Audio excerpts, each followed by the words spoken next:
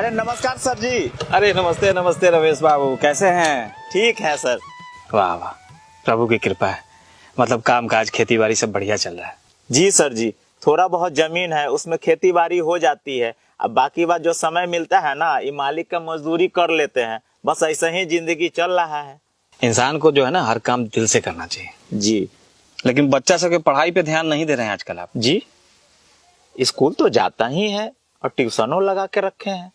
आता है स्कूल सब, लेकिन रेगुलर नहीं आता है। मतलब कि सरकारी विद्यालय जो है ना 250 दिन खुला रहता है साल में, लेकिन ज्यादातर बच्चा जो है ना 150 दिन आता है, और उसमें आपका भी बच्चा शामिल है। बेटा तो हमारा नालायक निकल गया, लेकिन बेटी तो। देखिए रमेश जी, बेटा और बेटी दोनों को पढ़ाना बहुत जरूरी होता है।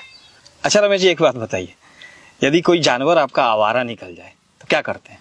उसको खुला छोड़ देते हैं? अरे नहीं सर, उसको नाथते हैं, मतलब सीधा करते हैं। मतलब कि जानवर को सही करते हैं जिसके साथ आपको 5-10 साल रहना है, लेकिन बेटा को सही नहीं करते हैं जिसके साथ आपको पूरा बुढ़ापा बिताना है।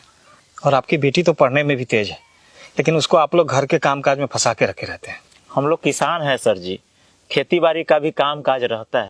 अरे उस काम में आप लोग बच्चों की मदद सुबह शाम या छुट्टी के दिन में भी तो ले सकते हैं, है कि नहीं? ये तो हो सकता है। और सबसे आश्चर्यजनक बात बताएं जी, आपके टोले में अगर किसी एक घर में शादी हो रही हो तो पूरे टोले के बच्चे 4-4 दिनों तक स्कूल नहीं आते हैं। क्या कह रहे हैं सर जी? लीजिए, आपको ये भी नहीं पता है कि आपके बच्चे कब स्कूल जाते हैं और कब नहीं जाते हैं। अच्छा ये बताइए, गेहूं के बीज को सिर्फ खेत में गाड़ दिया जाए तो फसल तो बहुत बम्पर होगी। नहीं सर जी, ये कैसे हो सकता है? गेहूं की खेती करने में पूरे 150 दिन लगते हैं। पहले बुआई करना होता है, फिर पटवन करना होता है, फिर खाद मारना होता है। पूरा सेवा करने के बाद फसल होती है।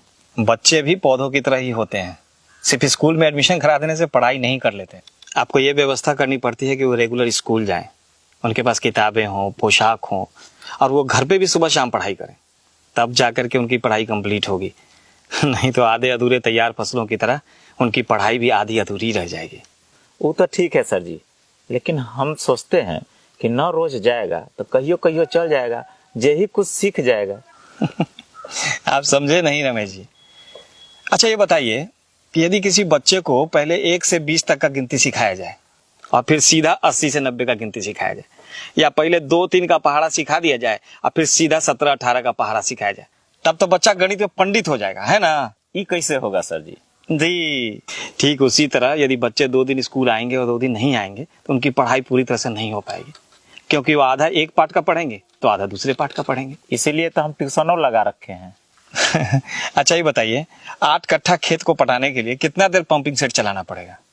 वही 3-4 घंटा। यदि 1 घंटा पंपिंग सेट चलाएं तब तक खेत एकदम पूरा पट जाएगा, फसल बम्पर हो जाएगा, है ना? क्या कह रहे हैं सर जी? फसलें नहीं होगा। जी ठीक यही बात ट्यूशन पे भी लागू होती है। ट्यूशन सिर्फ 1 घंटे का होता है, जिसमें स्कूल में पढ़ी हुई बात का रिवीजन हो सकता है, लेकिन स्कूल जो होता है वो 7 घंटे का होता है।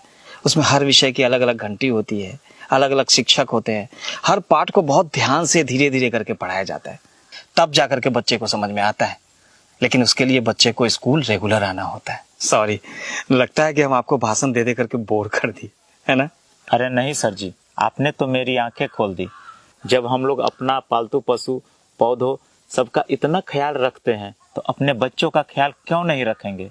वैसे कहते हैं ना सर जी कि पूत सपूत तका धन संचय और पूत कपूत तका धन संचय। बहुत बहुत धन्यवाद सर जी। अब मेरा बच्चा रोज स्कूल जाएगा, ये वादा है खुद से। बहुत बहुत धन्यवाद जो आप मेरी बात को समझे। अच्छा मैं चलता हूँ। प्रणाम। प्रणाम।